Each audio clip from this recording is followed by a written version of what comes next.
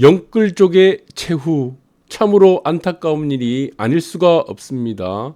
추락하는 것은 날개가 없습니다. 날개 없는 추락의 현실을 우리가 너무나 많은 사람들이 보고 있고, 현재 특히 2030 세대들이 고통을 받고 있다. 왜 고통을 받고 있는지 자세히 한번 보도록 하겠습니다. 1800조 가계비 폭탄. 네. 그래서 이 문제는 가계빚이 있고 없고의 문제가 아닙니다. 21세기죠. 우리는 21세기. 21세기에서 빚이 없다는 것 자체도 좀 의아한 거죠.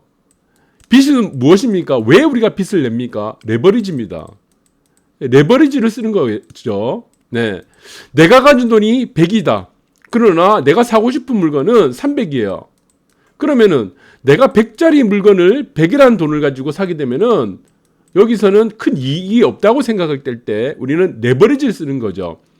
그러면은 300짜리 물건을 사고 200을 빚을 통해서, 은행이라든가 빚을 통해서 더 좋은 물건을 사서 더 많은 수익을 얻을 수가 있다는 것이다. 100을 투자해서 100을 내가 가진 돈에 한해서 투자하게 되면은 당연히 수익도 작아지겠죠. 그래서 21세기라는 것은 우리가 빚은 사실 필수인 시대입니다. 필수. 자, 이런 부분들은 대한민국은 2000년 이후죠. 2000년 이후. 미국은 1980년대 이후. 무엇이 나타났죠? 이 투자의 시대가 된 겁니다. 저축의 시대에서 투자의 시대가 됐기 때문에 빚은 필수 불가결하다. 저는 그렇게 보고 있습니다. 그런데 이 빚의 질이 굉장히 안 좋다는 것이 문제의 핵심인 겁니다. 그래서 이것이 빚의 질이 상당히 안 좋게 되면은 추락을 할 수밖에 없는 구조적인 이유가 되기 때문에 저는 이것이 바로 무엇입니까? 최후로 봤을 때는 굉장히 안타까운 현실이 될 수밖에 없다. 그래서 20대는 영끌족, 은행을 막아놨죠. 은행의 대출을 막아놨습니다. 무엇으로 막아놨습니까? 총량 규제라는 이름으로 대출 문턱을 높여놨습니다. 대출이 필요한 사람들, 그런 사람들, 특히 2030 세대들, 우리가 결혼하게 되면은 2030 세대들이 가장 필요한 게 무엇이죠? 당연히 무엇입니까? 주택이 필요합니다. 보금자리가 필요하다는 거죠. 그 보금자리가 있어야지 안정적인 삶을 살 수 있고, 그래야 지금 아이를 낳고 육아를 할 수 있습니다. 길거리 텐트 치며 살면서 무슨 아이를 낳습니까? 그런데 2030 세대들에게 이것을 은행에 아예 빚을 지금 대출을 못 받게 막아놨다는 겁니다. 이것이 문제가 된 거죠. 그래서 이 빚의 질이 굉장히 안 좋아졌습니다. 그래서 집이 필요한 사람들에게는 2금융권, 3금융권으로 아니면 사채로 달려가게 만들어 놨다는 겁니다. 현 정부가. 그래서 다중채무가 될 수밖에 없었다. 대출 한도는 줄어들다 보니까 여기저기서 돈을 끌어다 쓸 수밖에 없다. 그나마 그래도 2030 세대들 중에 집을 사기 위해서 대출을 받은 사람들, 레버리지를 쓴 사람들은 그나마 좀 다행입니다. 왜 그렇습니까? 이걸 주택을 구입하기 위해서 대출을 받은 것은 우리가 기본적으로 계획을 가지고 있습니다. 계획. 어떤 계획입니까? 이자라든가 원금, 그리고 상환에 대한 계획을 갖고 있기 때문에 큰 문제가 안 돼요. 그러나 이 2030 세대들이 지금 빚을 내는데 2금융권을 통해서 빚을 냈다. 그 빚을 내는 목적이 주식이라든가 코인, 주식이라든가 코인을 투자하기 위해서 샀다 그러면 이건 굉장히 심각한 문제가 되는 겁니다. 추락하는 겁니다. 이거 답이 없어요. 원금 단환입니다. 남은 것은 빚밖에 없겠죠. 빚만 고스란히 남게 되는 거다. 그래서 지금은 하는 금리 인상 시기에 또 빨라지고 있습니다. 그래서 지금 빅스텝도 미국에서 연출되고, 그런데 아까도 말씀드렸지만 대출에 대한 문턱을 높여놨습니다. 어떤 대출입니까? 은행을 통한 저리의 대출의 문턱을 다 막아놔 버렸죠. 총량 규제로. 그러다 보니까 지금 대출 금리가 7%라는 이 2금융권, 3금융권 사채로 지금 달려가기 때문에 이것은 영끌족에게 직격탄이 떨어질 수밖에 없다. 라는 문제가 심각한데, 더 심각한 것은 우리가 대출의 목적이 더 2030 세대들이 주식으로 많이 갔습니다. 지금 가계대출 중에서 주택담보대출의 한도는, 비중은 350만 년 인류 역사 동안 대한민국에서 가장 낮습니다. 이거 삼국시대 때보다도 사실 주택담보대출 비율은 낮아요. 총 가계대출 비중 중에 가장 많이 차지하는 것은 아무래도 자영업자들, 네, 자영업자들이 뭐 사업자 대출도 받겠지만 모자라니까 버텨야 되니까 가계대출을 또 빚을 내고 2030 세대들은 주택을 사고 또 거기서 주택을 사기만 하면 괜찮은데 거기서 이제 주택을 사지 않고 포기를 하는 세대들 있죠. 주택 포기 세대들이 주식에 들어갔던 그 문제들이 저는 가장 크다고 보고 있습니다. 그래서 잠 못 이루는 서약금이 네, 올해 10개 톱 10개 중에서 하나만 불었습니다. 이 사람들 원금 다 날리게 되어 있습니다. 자, 그래서 이 문제는 마찬가지입니다. 우리가 주식이란 문제는 어떻습니까? 주식을 잘하는 방법은 무엇이죠? 네, 주식은 잘하는 방법은 뒷돈입니다. 뒷돈. 우리가 이 논리가 굉장히 중요합니다. 뒷돈이 있어야 돼요. 뒷돈. 네, 뒷돈이란 게 무엇이죠? 우리가 뮤추얼 펀드라고 있습니다. 네, MF. 네, 뮤추얼 펀드 같은 경우는 매달 우리가 월급날만 되면은 매달 돈이 들어와요. 돈이. 예, 돈이 들어옵니다. 돈이 들어오기 때문에 이 돈을 가지고 매달 주가가 하락해도 어떻습니까? 계속 사게 되죠. 평단가를 낮출 수 있습니다. 그런데 일반인들 같은 경우는 뒷돈이 없습니다. 대출 받은 돈 전재산 몰빵을 때리는 거예요. 전재산 몰빵. 그것도 대출 받아가지고 자기가 가진 돈을 플러스 시켜서 안 되죠. 네, 계속 이렇게 살 수가 없다는 겁니다. 그러면은 평단가를 맞출 수가 없다. 그래서 개인들이 우리가 뭐 분석력이 부족해서 개인들이 돈을 잃는 게 아닙니다. 우량주 아무리 좋은 마음입니까? 삼성전자 9만에 사면은 답이 없는데. 그러나 기관들이라든가 뭐 지금 뭐 펀드라든가 이런 사람 이쪽에서는 주식을 사면은 9만에 사도 어떻습니까? 7만에도 사고 6만에도 사는 거예요. 평단가 계속 맞출 수 있다는 겁니다. 언젠가는 플러스 시켜버립니다. 그래서 뒷돈과의 싸움이다. 네, 그래서 어떤 것도 마찬가지입니다. 투자의 세계에서 가장 중요한 것은 무엇이다? 네, 이 돈질이에요. 돈질. 그래서 돈질에서 먹히는 게 두 부류입니다. 우리가 이 부분들을 잘 보셔야 됩니다. 돈질에서 먹히는 거는 투자죠. 네, 주식 투자 돈질입니다. 그 다음에 뭡니까? 여자. 여자는 돈질이에요. 네, 돈 앞에 여자 싫어하는 여자 없습니다. 돈 싫어하는 여자가 어디 있습니까? 인류 역사 350만 년 동안 이게 변하지 않는 진리입니다. 350만 년. 네, 마찬가지죠. 그리고 남자들 어떻습니까? 가슴이 풍만하고 아름다운 여자들, 네, 싫어하는 남자 없습니다. 우리 두 가지는 변하지 않습니다. 맞죠? 네, 여자 입장에서 남자는 돈이고, 남자 입장에서 여자는 무엇입니까? 네, 네, 가슴. 뭐 얼굴도 있지만 근본적으로 미는 무엇입니까? 네, 비너스가 지금 비너스상이 왜 유명합니까? 네, 그래서 가슴이 풍만하고 아름다운 여자들, 네, 볼륨이 있는 여자들은 싫어하는 남자들이 없고 돈 많은 남자들은 싫어하는 여자들이 없다. 그 논리다. 그래서 투자의 논리도 마찬가지입니다. 결국엔 돈 싸움이다. 돈. 뒷돈이다. 주식 투자는 뒷돈. 그래서 지금 많이 지금 사고 있는 종목들을 잠깐 보게 되면은 이겁니다. 지금 테슬라가 상당히 고평가가 되어 있어요. 예, 퍼가 있죠. PR.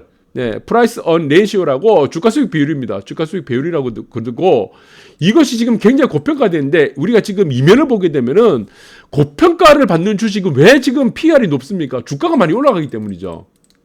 주가가 많이 올라가니까 PR이 높게 되는 고퍼주가 되는 거죠. 그러면은 주가가 올라가지 않는 주식은 대부분 어떻습니까? 저퍼주입니다. 저평가된 저퍼주죠. 왜? 인기가 없으니까.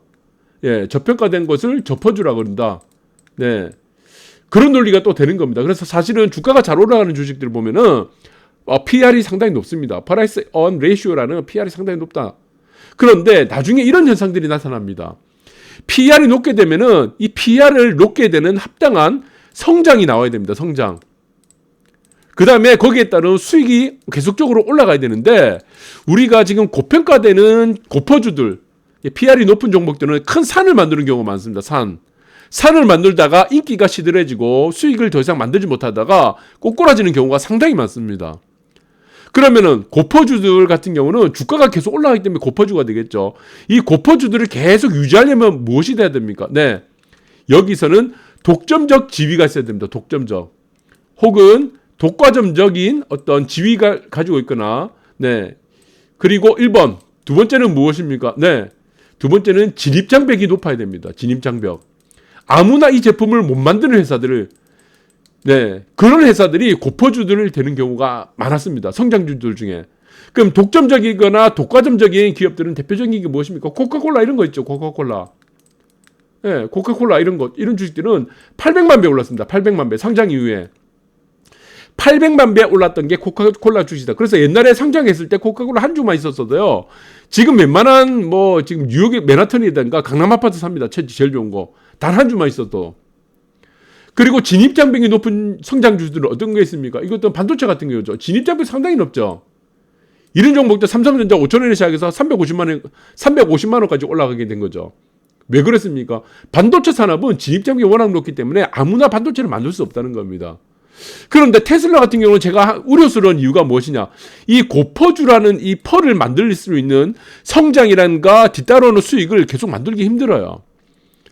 그래서 이 테슬라라는 종목을 사놓고 어디 뭐 여행 가시는 분들도 있고 이거 계속 올라갈 거다. 이거 착각입니다. 경쟁이 굉장히 치열해집니다. 전기차들은. 나중에 벤츠도 다 전기차 만들고 BMW, 현대차도 다 전기차 만들게 되면은 결국에는 기술 싸움이 됩니다. 그래서 이런 종목들은 저는 성장과 수익을 계속 담보하기 어렵다. 그러면은 여기서 지금 테슬라도 마찬가지입니다. 한 25% 마이너스가 돼버렸죠. 여기서 만약에 더 떨어진다 그러면은 성장과 수익을 담보하지 못한다면은 여기서 물린 사람들은 나중에 빚만 안게 된다. 그래서 테슬라가 얼만큼 성장을 더하냐 이 문제가 되겠죠. 아마존도 마찬가지입니다. 아마존은 단 한 번도 수익을 내본 적이 없습니다. 플러스 수익을 내본 적이 없어요. 순이익을 낸 적이 없습니다. 그래서 아마존 같은 경우는 투자하는 회사죠. 투자만 받는 회사입니다. 그래서 넷플릭스도 많이 빠졌고 MS애플도 뭐 10% 가량 지금 하락을 했었는데, 자 우리가 이 논리를 한번 볼게요. 맥도날드는 어떤 회사입니까? 맥도날드는 햄버거 만드는 회사입니까? 아니죠. 맥도날드는 지금은 이제 성장이 전 세계에 다 뻗어나갔으니까 뭐 북한 이런 데 빼고는 이제 들어갈 데가 없죠. 다 이제 전 세계 다 갖고 다 퍼졌으니까. 자, 맥도날드 회사는 햄버거 팔아서 돈 버는 회사가 아닙니다. 무엇을 해서 돈 법니까? 매장을 만드는 겁니다. 이 매장.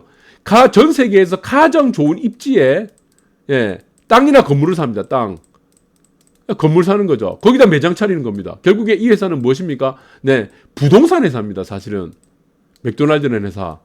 수익이 항상 잘 나옵니다. 그래서 보시면은 지금 스타벅스도 마찬가지입니다. 삼성전자보다 시가총액이 높아요. 이 회사 어떤 회사입니까? 스타벅스 여러분들 여성분들 좋아하죠? 이 회사 뭡니까? 커피 팔아서 돈 버는 회사요? 아니죠. 매장을 어디서 짓습니까? 매장. 가장 입지가 좋은 요지에. 뭐 사거리 이런데.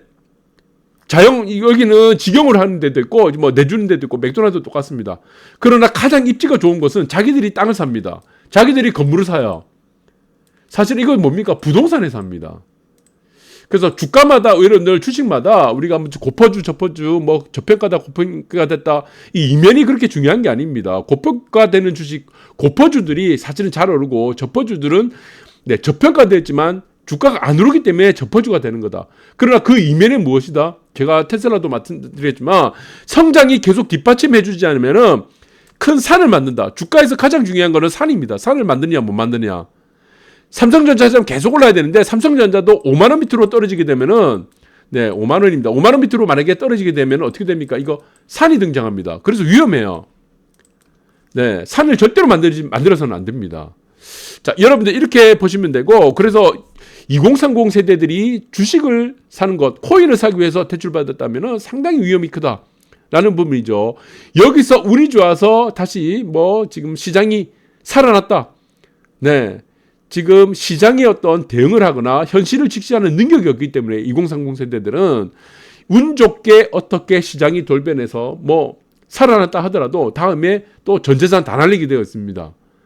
주식과 코인을 하게 되면은 결국에는 전재산 다 날리게 되어 있다. 이 논리. 그래서 연끌족도 마찬가지다. 연끌족도 두 가지라고 했죠. 주식이나 코인을 하고는 연끌족이 있고 주택을 사는 연끌족이 있다. 주택을 사는 연끌족은 괜찮아. 그리고 이거는 2금융권의 대출을 받았더라도 나중에는 어떻습니까? 대출이 풀게 되면은 갈아타게 할 수 있죠. 1금융권으로. 영원히 금리가 오르지 않습니다. 영원히. 이거는 장기적인 계획을 갖고 있기 때문에 저는 괜찮다. 보금자리를 만드는 것이기 때문에.